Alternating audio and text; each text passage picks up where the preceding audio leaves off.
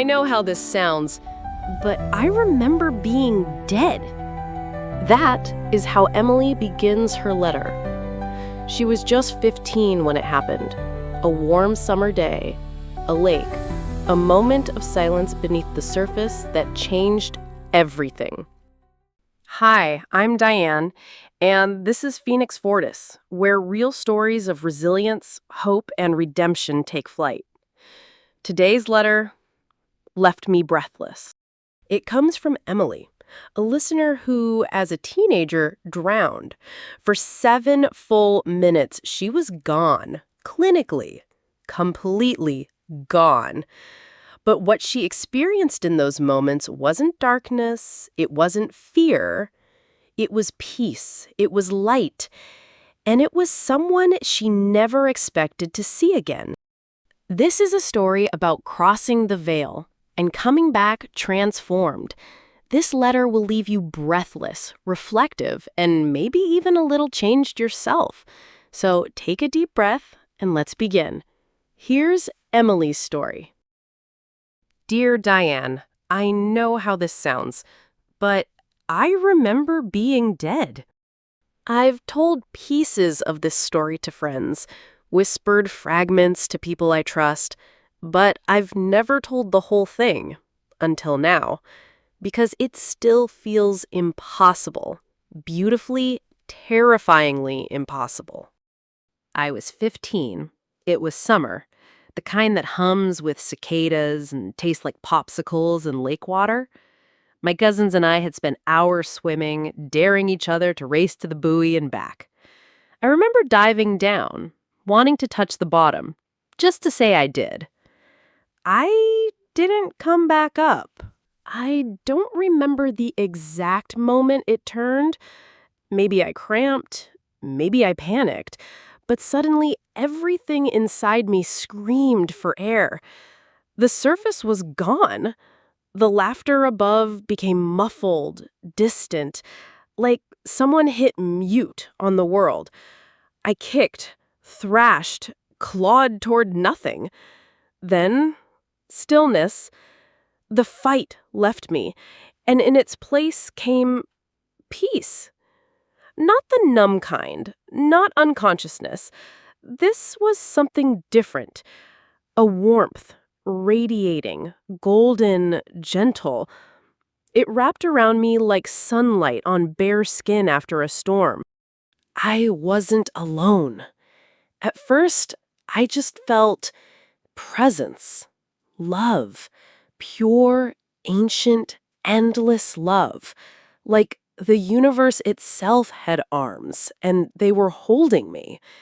Then I saw him.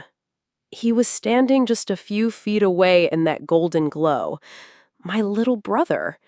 He died when I was 9. A sudden illness. We never got to say goodbye. But there he was. Hair still messy like it always was. That same silly Star Wars shirt he wore everywhere. And the smile. His smile. He didn't speak. He didn't have to. He just nodded at me. Like he'd been waiting. Like he knew I'd come. I felt every ounce of his love in that moment. Felt it radiating through me like music I'd forgotten I knew. There was no pain, no panic, just that golden quiet. And him. And then shock. Air tore into my lungs like fire. Hands gripped my shoulders, voices yelling, crying. I was back on the dock, coughing, shaking, alive. They told me I'd been gone for over 7 minutes, but I remember every second. And here's the strangest part. Coming back was harder than dying. Everything felt too loud, too bright, too fragile. I couldn't explain it, but it felt like I'd been pulled from somewhere sacred and dropped back into noise. But slowly, something in me shifted. Colors were sharper, music felt deeper. My little brother's laugh, a sound I hadn't heard in years, echoed in my mind like a song I never wanted to forget. Sunrises made me cry. I didn't care about popularity or college apps or who liked who anymore. I just wanted to live, really live. I write him letters sometimes now. Not because I expect an answer, but because I know somewhere in that golden light, he's listening. I don't know why I came back, but maybe it was to learn how to live fully in every moment, to see the sacred in the ordinary, to remind others that even death might not be the end. Thank you for letting me share this. With all my heart, Emily. There's something about near-death stories that makes the world go quiet for a moment, like your heart holds its breath. Emily's letter did that for me.